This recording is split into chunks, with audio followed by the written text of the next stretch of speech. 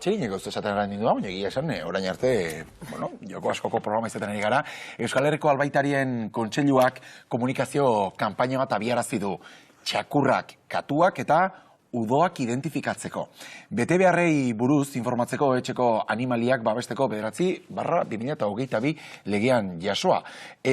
Kontzientziazioaz aritu nahi dute eta gogoraraztea identifikazioak berebiziko garrantziak duela etxeko animalien segurtasunerako, askotan kapritxo ere dutzen zegulako, lege hutsaz hitz egiten ari garela, baina askoz ere gehiago ari gara azpimarratzen txip eta identifikazio horietaz hitz egiten dugunean. Ekoitz Bikandi Bizkaiko Albaitarien elkargoko arduraduna da, Egoitz, egunon? Egunon. Gero eta etxeko animaliak gehiago ditugu, hori ez dugu zalantzan jarriko, Bilbon pasio bat eman besterik ez dago.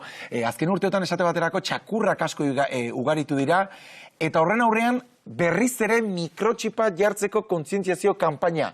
Zergatik orain?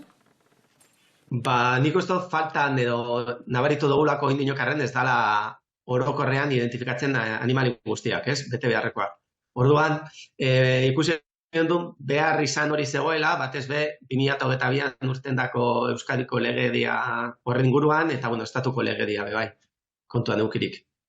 Ez dakite, zentzunetan elkargotik daturik baote daukazuen identifikatu gabe jasotako edo egon litezkin animalien inguruan? Sumatzen dugu edo kalkulak egiten dira, igual indinokarren txakurrak gehien bat, 50 eta 50 inguruan dauzela identifikatu gabeak.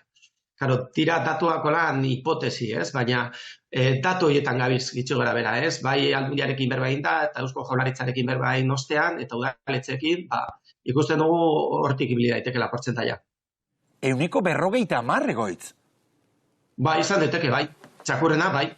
Bai ikusi dugu, adibidez, 2022ko legea sartu zanetik, katuen identifikazioa handitu dala, portzentae garrantzitsuetan, klaro, katuak ez ziren, edo ez dira ez, etxetik urtetan, baina legeak esaten dago identifikatu behar direla, bai?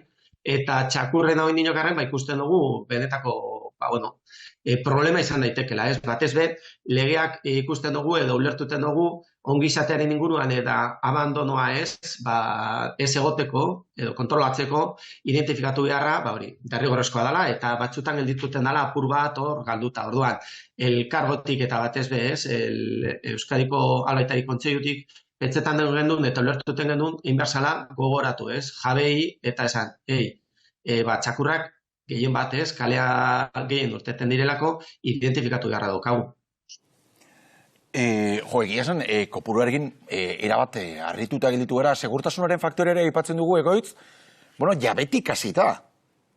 Noski, eske, azkenean gura baldin badugu lotu, ez? Txakurro horrengan ekogun erantzukizuna, ez? Jabea moduan, edo ugasaba moduan, edo titularra, edo paseante moduan, eukin dugu argi eta garbi, horrek erantzukizuna, eta lehenengo eta behin da identifikatzea txakur hori.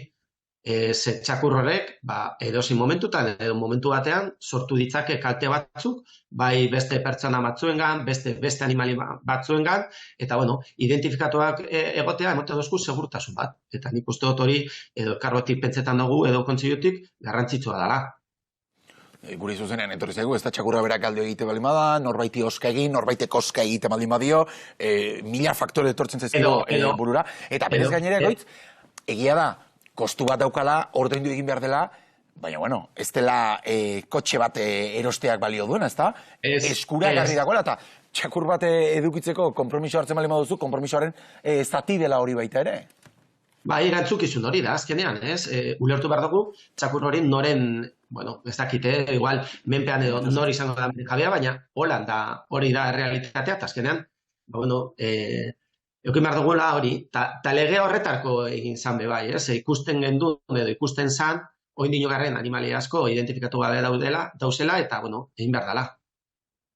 Egoitz, badago beste gai bat, zurekin partekatu nahi genuena animalien ongizate legeari egokitutako araudi berria argitaratu duelako Bilboko udalak, indarrean, okerespanez 2025 hasieran sartuko da, eta hor kasurik deigarriena, baina beste alde batetik beharrezkotzat jo duguna da baita ere, txakurren jabeek soinean eraman beharko dutela, ura eta xaboia edo antzeko formularen bat, Txakurrak pixe egite baldin badu, kalea garbitu izateko, kakekin gertatzen den bezala.